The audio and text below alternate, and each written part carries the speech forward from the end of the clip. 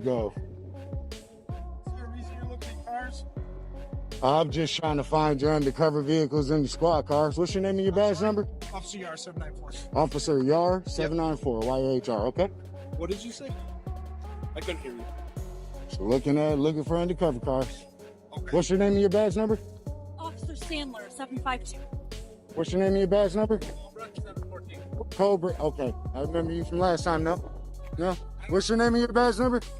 I'm gonna get your name because you're looking in cars. What's your name and your badge number? 701. What's your name? Fugman. I'm sorry? Captain Fugman. Captain Fugman, okay? You understand looking in vehicles like that is suspicious. Why is it suspicious? People entering cars? I didn't enter a car. Looking into a car, that's suspicious on the Why is that suspicious? See the signs over here? I'm not parking. No, it's not restricted. It says do not enter, no parking. I'm not parking. I'm walking. This is open to the public, guys. Looking inside vehicles. Okay, so at this moment, I'm going to grab my Constitution form for you guys. I'll let you guys read it. Here's a copy of the Constitution for you. Would you like to have one? Would you like to have one? I appreciate it. So Would you like to have a copy of one? Certainly. This is awesome. So do you, Now I need you guys to read the First Amendment. Yep, I know. Okay, that's all. So what he's getting at though That's is, it, and that's all.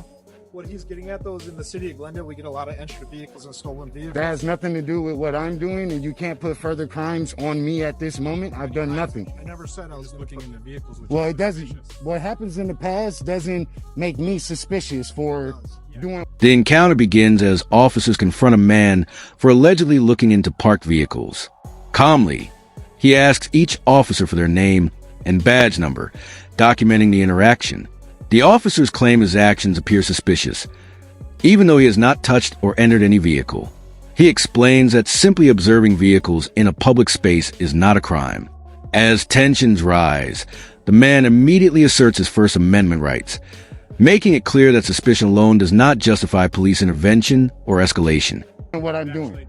Okay, and what crime is suspicion? And what crime is suspicion? When somebody's going up to vehicles that What crime is that? Are you gonna let me answer? No, I just want the crime. What is it? What crime am I violating by you saying I'm suspicious? What crime is that? All right, by going up to vehicles that don't belong to you, What crime? looking into them, all right, that's the steps leading up to Penal code. entering a locked vehicle, which is Penal a crime. code. I'm looking for the penal code that I'm in violation of here. You're saying suspicious. No, you said I'm suspicious. That's not law. There's no law that you But you can. understand under the Constitution that you're referring to, right? That if I have a right to record in public. if Yes. an officer has reasonable suspicion to believe that crime is afoot, And what crime is I afoot? just told you. Suspicion is not a crime, sir. I'm asking for a crime. Entry to locked vehicles. No, okay. Did you see me try to enter a vehicle? So then you guys don't attempt to put that on me. No, don't. One second. One second before you cop explain. 1 second. Don't cop explain because I didn't even touch a vehicle, guys. You have cameras. To reinforce a position, the man offers officers copies of the U.S. Constitution, asking them to read the First Amendment. Officers attempt to justify their actions by citing past incidents and generalized concerns about vehicle break-ins. The man responds sharply, reminding them that past crimes do not create present guilt. He repeatedly asks officers to identify the specific penal code he is violating. Unable to do so, officers fall back on vague language, exposing a lack of legal. A crime. Yes. If an officer has reasonable suspicion, What penal code is suspicion? No, you have to have suspicion of a crime. Correct. What crime? I told you entry to a locked vehicle. But you know what you guys see, I haven't entered any vehicle, so how could that be in your mind as a crime?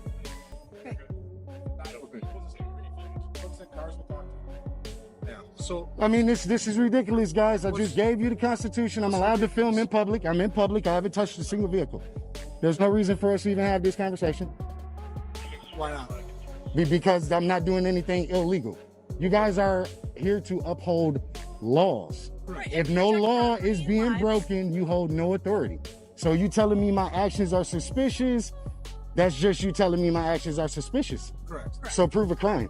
But we're not proving a crime. That's why. So we're then why are we contact. talking? Because we have a duty. You to guys could have allowed me to investigate just go ahead and suspicious gather behavior. my content and go about my business. I didn't do anything. You didn't even have to initiate contact. Sure. No, Sure. you didn't have to. No, you No, we chose didn't to. have- you're Right. You chose to. No, it's not, because no crime was being broken.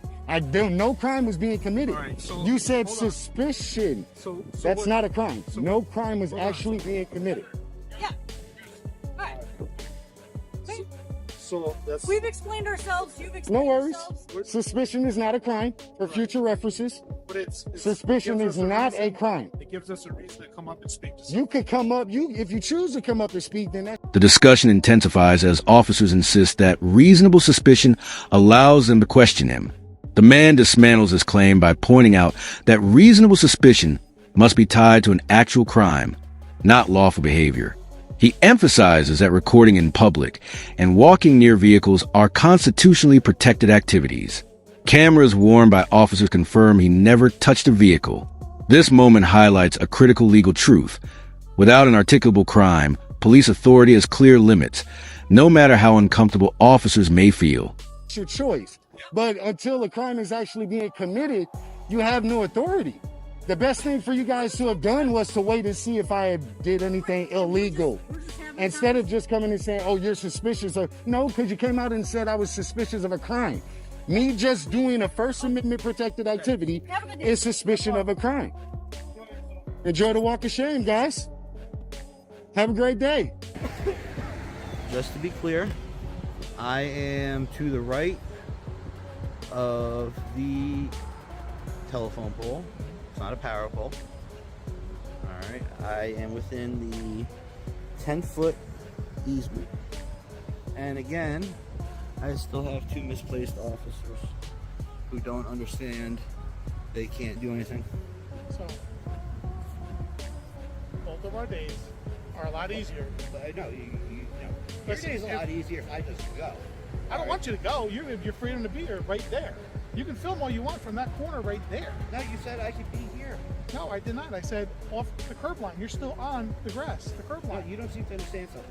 Just see if this makes You're- sense. Just I'm the- listening. I'm listening. Take the federal, Got it. take this soldier part out of it. I'm listening. I'm just Joe Schmo. Yep. All right. I'm Joe Schmo. I got... As officers begin to retreat verbally, the man reminds them they initiated contact without cause. He explains that the correct approach would have been to observe rather than confront. The officers acknowledge that suspicion is not a crime, but argue it gives them the right to talk. The man agrees. Conversation is voluntary. Authority is not. He labels the interaction a walk of shame, underscoring how lawful citizens often have to educate officers on constitutional boundaries while remaining calm and respectful. And according to the law, I have to walk towards facing traffic. Yep. All right, as a pedestrian. 100% All right. right. So I'd be walking on this side. Yeah. So am I supposed to walk in the street? No, you can walk on here. So I'm allowed to film here. Thank you very No, much. you're not allowed to film. I'll tell you what. If you really think that, arrest me. You're not listening. Arrest me. Arrest me. No, Arrest me. Before we get to that point, I'm No, gonna give you one last time. no. We're at that point already. No, we're not at that point. We are at that point because I'll tell you what. Because we're having a discussion. Here, let's make it crystal fucking clear. All right, because this could still hear you. All right, I'll take that ride because you are so wrong, and I hate to do it to a soldier, but you don't want to listen, and you still want to sit here and play games. All right. So we're You're allowed to be here. All I'm asking you to do is turn off the camera. You can stand here all you want and try to have a picnic. I could But sit you're here and not I could allowed sit here and paint them if I wanted to. They'd be a little hard because they're moving, but you get the point. You could paint them. But actually, no, you can't paint them. There's no sketching. There's no photography, there's no video, and there's no sketching. That's verbatim off the 18795. Show me on your phone. Hey, believe me, I'm not going anywhere. Because I know where I am. And if you think this is federal property, you know what? Okay, this is what we're gonna do here. I'm gonna show you this now. Yeah. If you're not gonna leave after I show you this Yeah. in writing, and you're not allowed to do this, Yeah. then you're gonna be placed under arrest. And where do I go once I'm placed under arrest? What's the process once you place me under arrest? No. Let's talk about it man to man. You want to be a man? Let's talk about it. Let's not figure it out. In the interest of national defense, the president is so doing here. Photography, sketching, defense installations.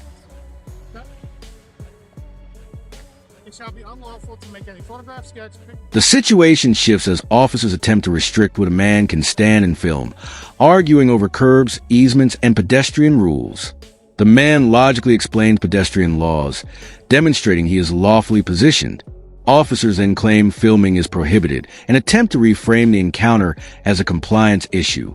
The man boldly challenges them to arrest him if they believe he is wrong.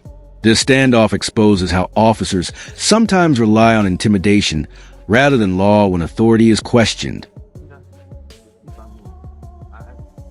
it is unlawful. No. I'd like to read the entire thing.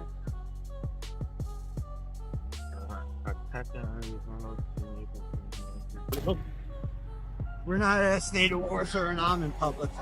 Okay. I'm in It public. is 18. I just let you read it. You understand what that means, right?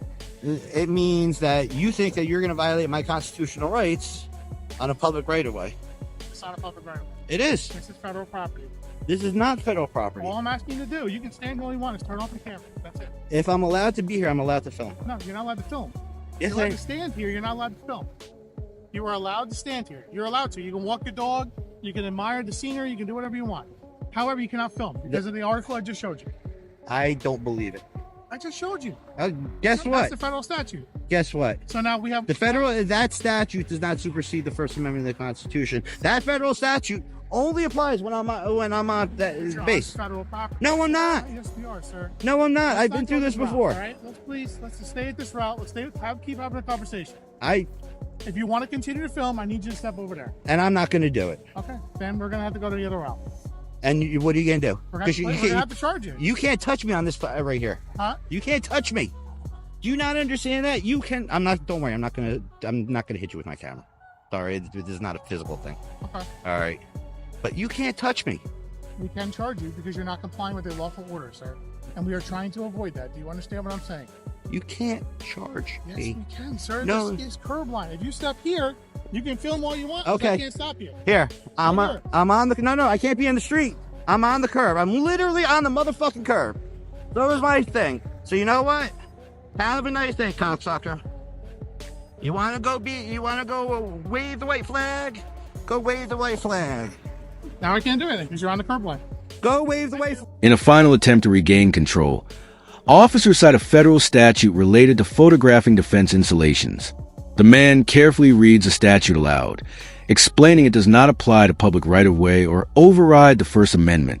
When officers threaten charges for noncompliance, they ultimately back down once he steps precisely onto the curb line. The encounter ends with the man continuing to film freely, proving once again that knowledge, patience, and recording are the strongest defenses against unlawful police interference.